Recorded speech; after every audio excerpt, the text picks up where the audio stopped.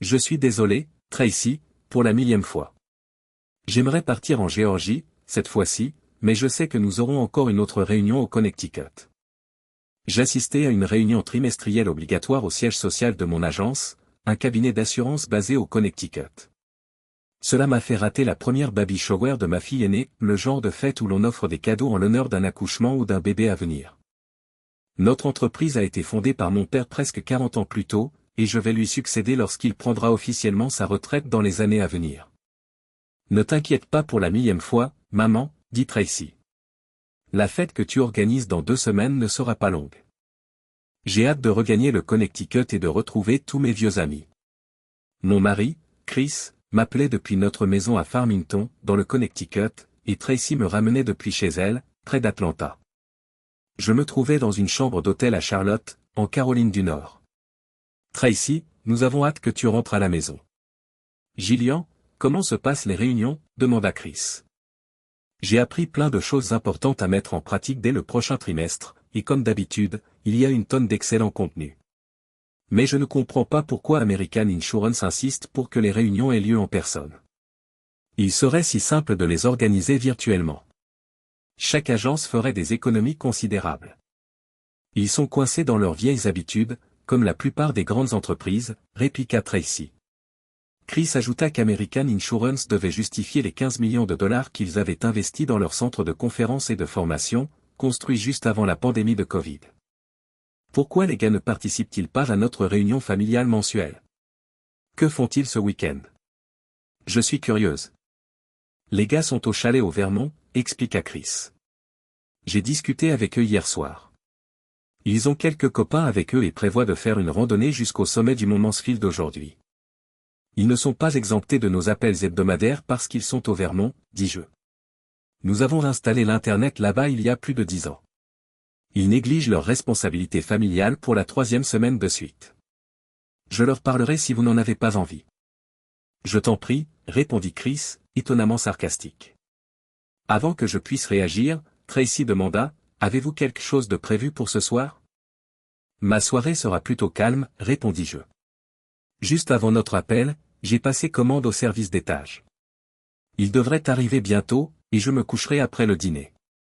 Je suis épuisé après 4 jours de réunion. Je serai disponible demain à 11 h, chérie.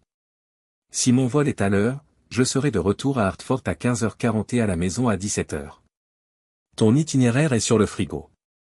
Je sais quand tu rentres, dit Chris, ajoutant une deuxième remarque sarcastique. Mais comme Tracy était toujours en ligne, je décidai de garder le silence et de régler ça une fois rentré. Je dois y aller maintenant. Mon dîner va arriver. Je vous chéris tous les deux.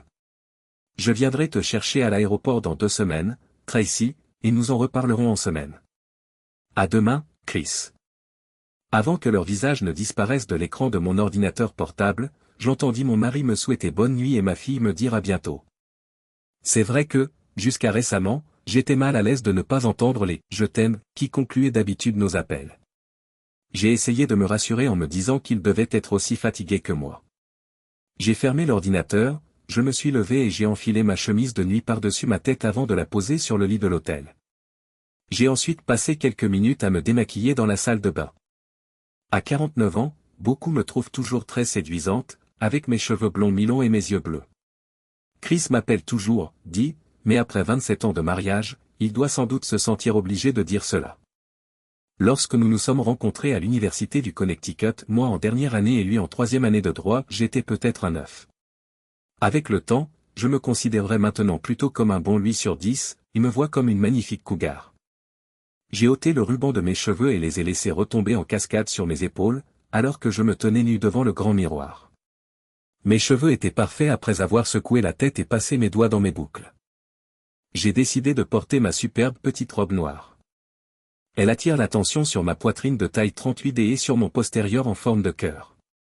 La robe s'arrête 15 cm au-dessus de mes genoux, épouse mes hanches et met en valeur mes formes.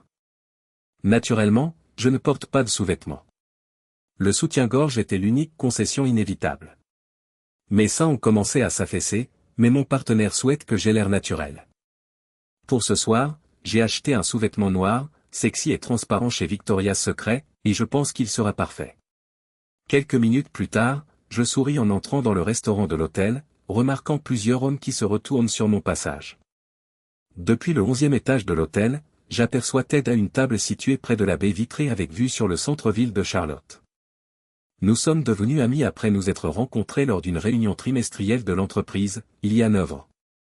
2 ans plus tard, j'ai couché avec lui, et depuis, nous sommes devenus des amants réguliers, nous rencontrant à chaque réunion trimestrielle. Les 5 enfants de Ted sont adolescents, et il est marié. Ted s'apprête à reprendre l'agence familiale après la retraite de son père, tout comme moi. Contrairement à mon mari, Ted n'a ni sa prestance, ni son charme ni son intelligence. Comparé à Chris, Ted, qui est seulement de 12 ans son cadet, se rétablit beaucoup plus rapidement, ce qui lui permet d'être prêt pour des relations intimes sans attendre. Après la naissance de notre fils, Chris a subi une vasectomie. Cela me permet d'être avec Ted sans avoir recours à des préservatifs. Avant lui, je n'avais jamais connu 3 cycles consécutifs, et jamais je n'avais ressenti une telle satisfaction. Lorsque j'atteins la table, Ted se lève, m'embrasse la joue et tire ma chaise pendant que je m'installe. « Tout se passe bien chez toi ?» demande-t-il.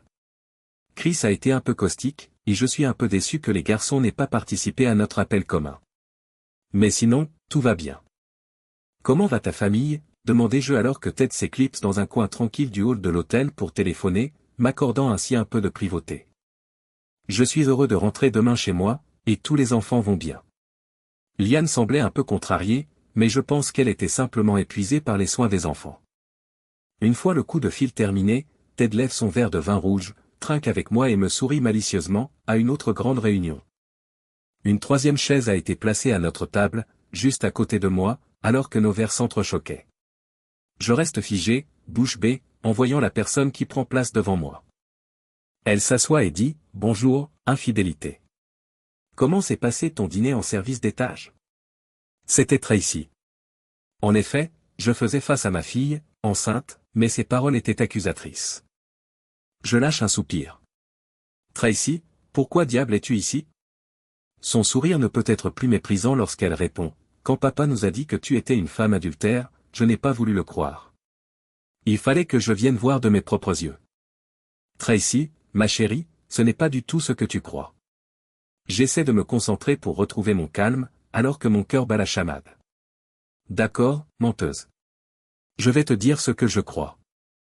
Elle me pointe du doigt en direction de Ted. Je soupçonne que tu couches avec cet homme lors de chaque conférence trimestrielle. Je crois aussi que tu as brisé le cœur de papa et que tu as tourné le dos à ta famille. À mon avis, tes chances d'hériter de l'entreprise de ton grand-père sont compromises, et tes parents pourraient être honteux de t'appeler leur fille.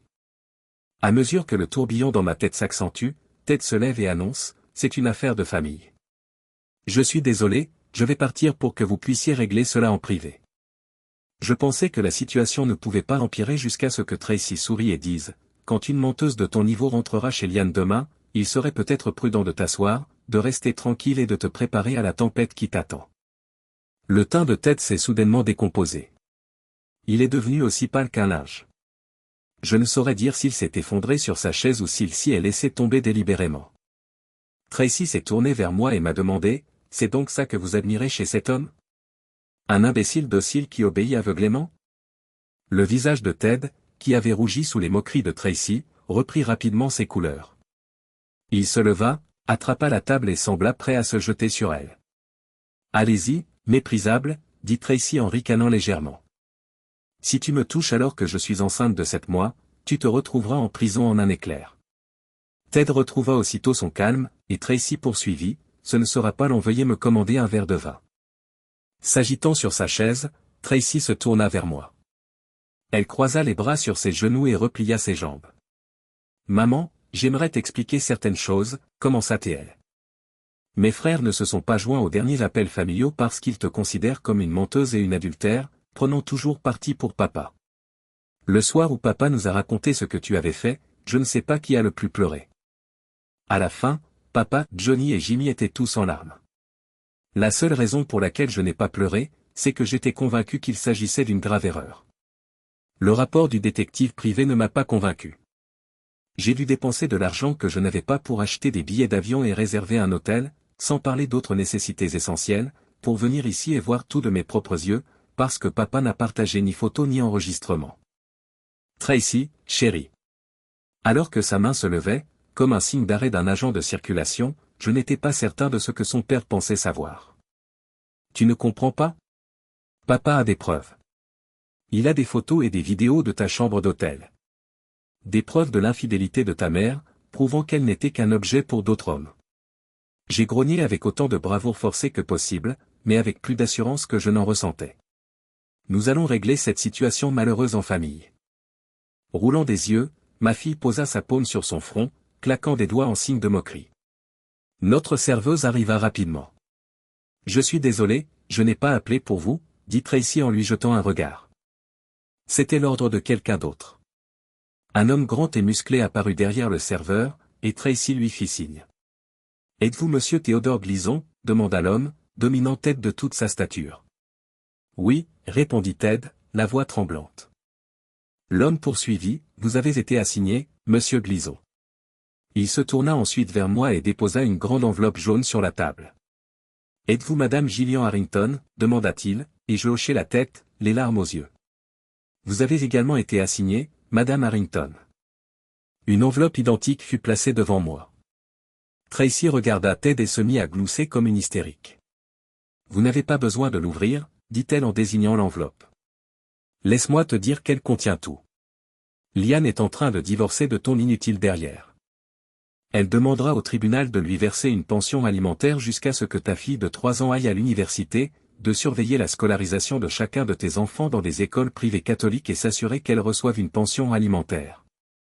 Tracy jeta un regard autour du restaurant élégant et poursuivit, si j'étais toi, je savourerais chaque bouchée du repas de ce soir. Tu passeras probablement la majorité des 20 prochaines années à manger des nouilles. Pendant que Tracy parlait, les yeux de Ted s'assombrirent et il baissa la tête en signe de résignation. Oh, chérie, Teddy. Et ce n'est pas tout. Mon père est un avocat très intelligent, tu vois. Tracy fit un geste vers moi, expliquant que son seul objectif était de causer le plus de ravages possible dans ta vie, en plus de vider tes comptes. Il y est déjà parvenu. Papa a réexaminé le contrat de mariage qui protégeait tes 25% d'intérêt dans l'entreprise de ton père. Je rends hommage à vos avocats, c'est un contrat prénuptial solide. C'est interdit à Lynn. Elle a lâché cette bombe avec un large sourire à Ted. Mon père peut toucher ta part, mais pas Lynn. En Caroline du Nord, les plaintes pour aliénation affective sont reconnues, mais pas en Ohio. Ton père a engagé un procès à Charlotte et espère gagner puisque tu as ignoré les sentiments de ta femme pour un partenaire infidèle ici en Caroline du Nord. Il pourrait te laisser continuer à travailler comme concierge. Tracy sourit avant de reporter son attention sur moi. Tu ne seras pas aussi pauvre qu'une ordure. Papa partage tout avec toi et lui. Papa conserve ses parts dans son cabinet d'avocat ainsi que la maison au bord du lac au Vermont qu'il a hérité de ses grands-parents, selon le contrat. Ta participation de 40% dans la compagnie d'assurance de ton grand-père reste la tienne. D'autre part, Liane vous a poursuivi pour aliénation d'affection en Caroline du Nord. Elle vous accuse d'avoir gâché la vie de ses 5 jeunes enfants. Je vous souhaite bonne chance, vous en aurez besoin. Les mots durs de ma fille ont redoublé les larmes qui avaient commencé à couler quelques minutes plus tôt. La nappe en lin blanc était souillée de vomissures, et la boule dans mon estomac était sur le point d'exploser. Je ne parvenais pas à comprendre comment ma vie avait basculé d'un conte de fées dans le pire des cauchemars en l'espace de quelques instants. Après ce qui m'a semblé être une éternité, Tracy a tendu la main et a attrapé le verre de vin commandé pour elle. Dans les secondes qui ont suivi, Ted et moi avons observé en silence Tracy boire plusieurs gorgées, semblant véritablement en savourer chaque instant.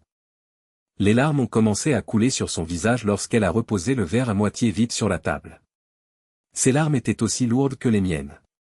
Concernant la fête prénatale que vous avez prévue, je ne viendrai pas, dit-elle. Ces 12 mots m'ont complètement déconcerté, amplifiant tout ce qui s'était déroulé au cours des 15 dernières minutes. Tracy a continué, et tout ce que j'ai pu faire, c'est de la regarder, interdite. Et une fois que ma fille sera née, je ne veux pas que tu viennes à Atlanta. Je t'enverrai des photos et des nouvelles, je te le promets, mais je ne veux pas que tu t'approches de ma famille tant que tu n'auras pas repris le contrôle de ta vie. Tracy se leva alors qu'une silhouette apparaissait à ses côtés. C'était Brian, mon gendre et son mari. Il l'a serré dans ses bras. Enlaçant sa femme en pleurs contre lui, il lui a gentiment demandé, « As-tu parlé de la dernière partie à maman ?» Tracy a secoué la tête. Tracy, dit-il d'un ton ferme mais affectueux. Je ne peux pas, répondit-elle. Et toi? Brian se tourna vers moi et me dit, j'ai peut-être tort, mais je ne vois pas comment tu pourrais revenir vers Chris. Il continua, tu as vécu cette relation trop longtemps. Tu peux revenir vers moi, ta petite fille Tracy, et tes garçons. Nous serons là quand tu deviendras la femme différente que tu dois être, mais cela nécessitera beaucoup d'efforts de ta part. Tu dois devenir cette femme pour nous. Avant de conduire Tracy, encore en larmes, hors du restaurant, Brian s'est penché et a déposé un baiser délicat sur ma joue mouillée. Tandis que je les regardais partir, une étrange pensée m'a traversé l'esprit. Je me suis souvenu des matchs de boxe que Chris aimait regarder, et soudain, j'ai eu l'impression d'avoir reçu un coup au menton, de me retrouver au sol au milieu du ring. Je peinais encore à croire que j'avais réussi à garder mes émotions sous contrôle pendant ces 48 dernières heures. Depuis la confrontation entre Tracy et sa mère, mon téléphone n'avait cessé de vibrer, sonner et recevoir des appels, et je ne l'avais jamais mis en mode silencieux. Certains messages concernaient le travail, mais la plupart des emails, messages vocaux et textos provenaient de Liane Glison, de la famille et d'amis. Tout le monde tentait de m'aider. Gillian était l'expéditrice la plus assidue, message que j'ai rapidement effacé. Lorsque Tracy s'est attaquée à Gillian et à son prétendu compagnon, je me suis senti divisé. Depuis le début, Tracy était convaincue que sa mère ne pouvait pas être la femme que j'avais décrite quand j'ai informé mes enfants de l'infidélité de leur mère et de sa liaison prolongée. Moi aussi j'avais des doutes, car j'avais fourni un résumé de 2 pages du rapport du détective privé ainsi que les preuves audio qui l'accompagnaient à chacun des enfants, tout en refusant de partager l'intégralité du rapport avec eux. Au moins, c'était vrai pour Tracy. Tracy avait engagé un détective de Charlotte, tout comme mon gendre Brian. Ce dernier a réussi à s'introduire dans la chambre de Gillian et de son amant, fournissant à Tracy les preuves dont elle avait besoin. Brian m'a informé au téléphone que Gillian avait appelé American Insurance pour expliquer son absence à la réunion précédente en feignant d'être souffrante. Ils ont confirmé à Charlotte que Gillian avait pris un vol plus tôt dans la journée et qu'elle devait rentrer le lendemain à 13h. Je me préparais au retour de Gillian. Étant copropriétaire de notre maison, je ne pouvais pas l'expulser. Il ne m'a fallu que quelques heures pour transférer ses affaires de la chambre principale et de la salle de bain dans la chambre d'amis. J'ai fait appel à un professionnel pour changer les serrures de mon bureau et de la chambre principale. Mon avocat spécialisé en divorce m'a clairement expliqué que je ne pouvais pas aller bien plus loin, même si cela aurait été peu efficace. J'admets ouvertement que j'ai franchi les limites. C'était répugnant, mais indéniablement puéril. C'était aussi hideux que les « gilets sexuels » trimestriels de Gillian me semblaient l'être. Je voulais exprimer mes sentiments à Gillian de manière visuelle. Depuis que Gillian était partie pour Charlotte, je déféquais tous les jours dans la salle de bain attenante à la chambre d'amis, sans tirer la chasse d'eau. À présent, les toilettes, au-dessus de la ligne de flottaison, étaient remplies de 5 tas de déchets. L'odeur persistait jusqu'au 2e étage, même après que j'eus fermé la porte de la chambre. Contrairement à mes paix, l'odeur de mes propres excréments ne me dérangeait pas, et cela m'amusait. Comme je l'avais dit à Gillian des centaines de fois en plaisantant, mes déchets sentaient effectivement les pétunias. J'étais prête pour la rencontre, mais lorsque j'ai entendu la porte du garage s'ouvrir, j'ai tressailli. Je me trouvais dans la zone clôturée de notre jardin. À gauche s'étendait une grande piscine entourée d'une terrasse en béton, et nous avions aménagé une petite salle à manger avec un barbecue. Au début, j'avais tenté de verdir cette partie moi-même, mais le résultat était loin d'être satisfaisant. J'ai donc fait appel à un professionnel. 7 ans plus tard, notre espace privé était devenu si luxuriant et fleuri qu'il aurait pu figurer dans un magazine. Gillian et moi aimions organiser des événements en plein air au printemps, en été et au début de l'automne. Avant que la porte-fenêtre ne s'ouvre et que Gillian n'apparaisse, je l'avais entendu m'appeler plusieurs fois depuis l'intérieur de la maison. Dès qu'elle m'a vu assise à la table d'extérieur, elle s'est approchée et m'a demandé si elle pouvait m'apporter une bière. Bien sûr, lui ai-je répondu.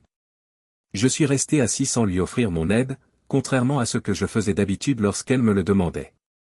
Avec un petit rire presque imperceptible, Gillian a sorti une bière artisanale du réfrigérateur extérieur et l'a servie dans un verre bien frais. Lorsqu'elle est revenue, elle s'est assise en face de moi, a pris une gorgée de sa bière et s'est excusée. J'ai observé son visage pendant quelques instants. Elle venait de se maquiller, mais je pouvais encore voir que ses yeux étaient bouffis, elle avait beaucoup pleuré. « Pourquoi t'excuses-tu » ai-je demandé.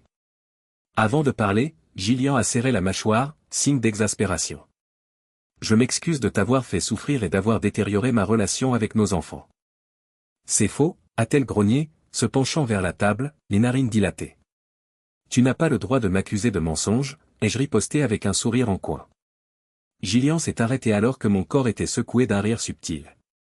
Comment s'est passé le dîner d'hier soir dans la chambre, ai-je poursuivi. C'est le premier mensonge. Voulez-vous que j'en énumère d'autres parmi les quelques 10 000 ? Après nous être jaugés du regard, nous avons chacun bu une nouvelle gorgée de bière. Mais je m'excuse vraiment, a-t-elle repris. Un autre silence embarrassant s'est installé avant que je ne réponde. D'accord, je te pardonne. Je te pardonne. Après quelques secondes, j'ai haussé les épaules et ajouté, mais franchement, ça m'est égal. Tu n'as aucune considération pour notre famille ? Maudit sois-tu, Gillian. Tracy vit à Atlanta et est mariée. Elle est en train de fonder sa propre famille. Jim commence sa carrière dans l'un des meilleurs cabinets d'ingénieurs d'Albany. John nous a déjà informé qu'il avait l'intention de rester à New York et de poursuivre une carrière à Wall Street après avoir obtenu son diplôme à l'université Fordham en juin. Nos enfants sont des personnes extraordinaires et nous avons fait un travail formidable. Cependant, ils ont moins besoin de nous. Mais nous devons les soutenir, a presque crié Gillian. Et nous le ferons. Nous ferons chacun de notre mieux pour les aider. Malheureusement, nous allons devoir nous en charger individuellement. Gillian a tenté de m'interrompre, mais j'ai persisté, tu as été une excellente mère, et je sais que tu continueras à soutenir chacun de nos enfants comme il se doit. Mais tu ne peux pas être une épouse dévouée et affectueuse. Tu ne me plais plus.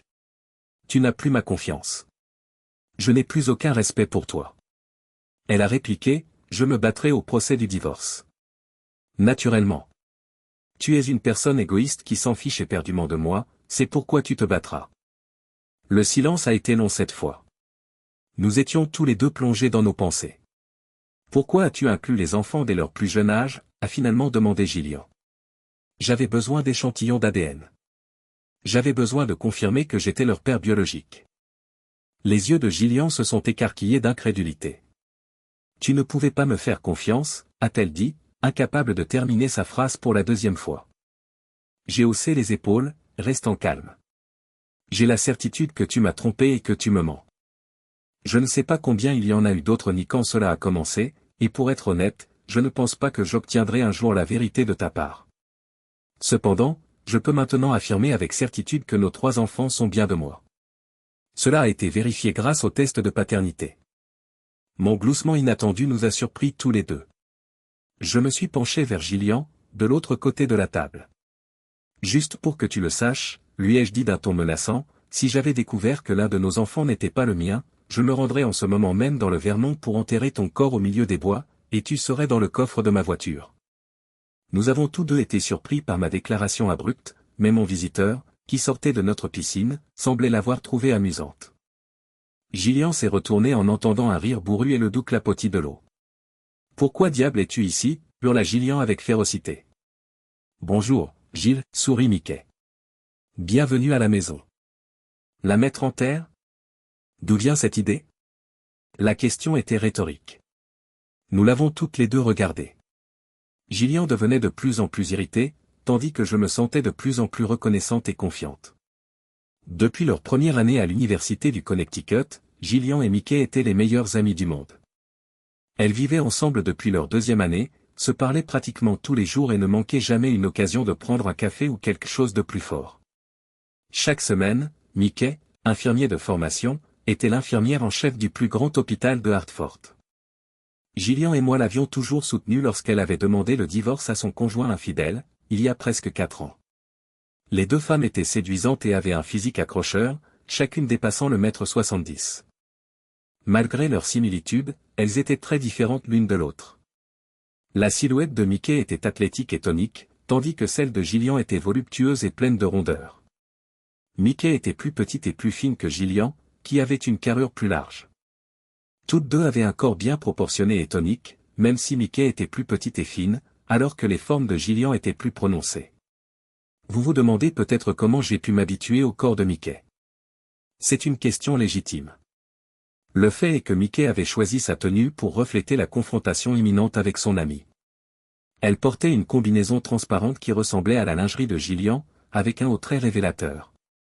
Une fois sortie de l'eau, il était facile de discerner les contours du corps de Mickey. Elle a pris une bière dans le réfrigérateur, s'est assise à côté de moi et a bu quelques gorgées. Tu lui as dit, hurla Gillian. Mickey déglutit à nouveau avant de répondre. Il m'a fallu près de 2 jours pour me décider à tout dire à Chris, et 2 autres jours pour organiser la rencontre, je suis gêné de l'admettre. Dire à mon ami que tu l'as trahi était la bonne chose à faire, j'en suis certaine. Sois maudite, traîtresse. Pendant plus de 30 ans, nous avons été amis. Toutes les bonnes choses ont une fin, soupira Mickey. Elle marqua une pause, puis poursuivit. Chris savait que tu étais une menteuse déplorable avant moi, mais je doute que cela ait de l'importance. Les yeux de Gillian se tournèrent à nouveau vers moi. J'ai expliqué ce que Liane Glison m'avait dit. Il s'avère que votre imbécile a transmis une MST à sa femme. Sans passer par les voies habituelles, elle a réussi à lui fournir un traitement en impliquant des membres de sa famille. Elle a cessé d'avoir des relations sexuelles avec lui et a engagé un détective privé. J'ai rapidement découvert votre liaison de longue date avec lui, ainsi que ses autres aventures éphémères avec d'autres femmes mariées infidèles. Au fur et à mesure que je continuais, Gillian grimaçait. Lorsque vous êtes allés tous les deux à une convention à Washington le mois dernier, j'ai engagé un détective, Iliane et moi sommes restés en contact. Mon avocat spécialisé en divorce m'a ensuite envoyé des photos et une vidéo répugnante. Depuis, je prépare notre divorce. Quand avez-vous commencé à partager votre lit, demanda Gillian.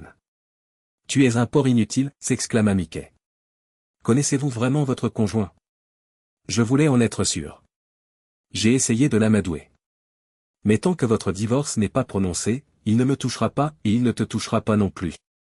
Avant d'ajouter à l'intention de Gillian, une fois que le divorce sera officiel, je ferai l'amour toute la journée, tous les jours, jusqu'à ce qu'il en ait assez de moi.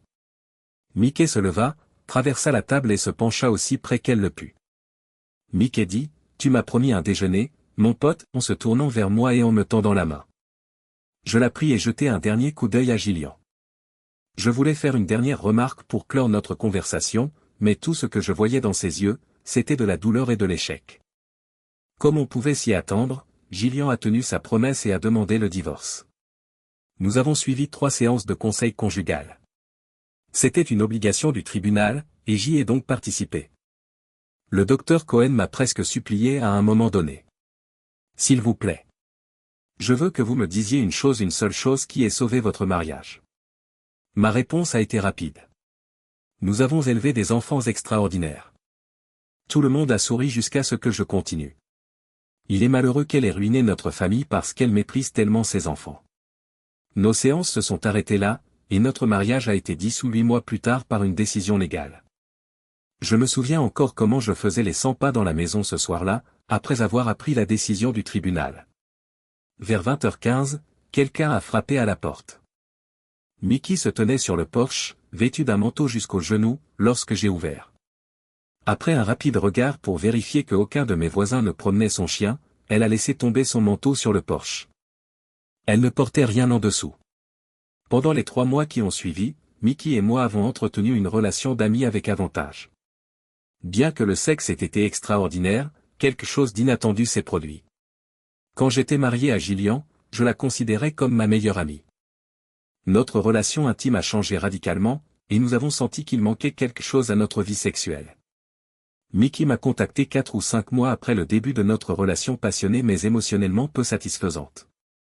Hello, Stallion. Est-il possible d'inviter une fille superbe à dîner le vendredi, a-t-elle demandé. J'ai ri et répondu, je t'autorise à faire ce que tu veux. Il y eut un bref silence. Alors que j'espérais que l'appel touchait à sa fin, Mickey reprit, j'amènerai ma grande sœur. J'aimerais que tu la rencontres. Tu me présentes ta sœur? Jen fait partie de ma vie depuis des décennies. Elle est parfaite pour toi, Chris. Mickey a soupiré avant de conclure, et j'ai entendu un sanglot presque imperceptible. Cette fois, le silence entre nous s'est prolongé. L'appel n'était toujours pas terminé, comme en témoignaient les sanglots incessants de Mickey et mes murmures occasionnels. J'ai finalement pris une décision qui nous serait bénéfique à tous les deux. Si j'amène un ami, Mickey, tu peux amener Jen. Il est parfait pour toi. Lorsque le serveur a apporté les amuse-gueules à notre table, Mickey et Kevin nous avaient laissés de côté, et je me suis plongé dans la conversation avec Jen. Nous avons vu Mickey et Kevin une ou 2 fois par mois, et Jen et moi sortions ensemble 2 ou 3 fois par semaine.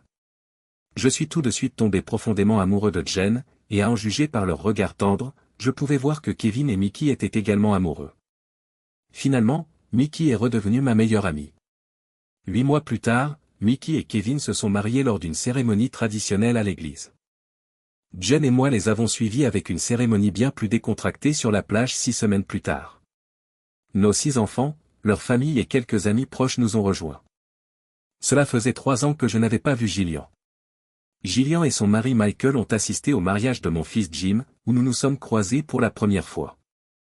John s'est marié 2 ans plus tard, et Gillian est venu avec son mari Claude.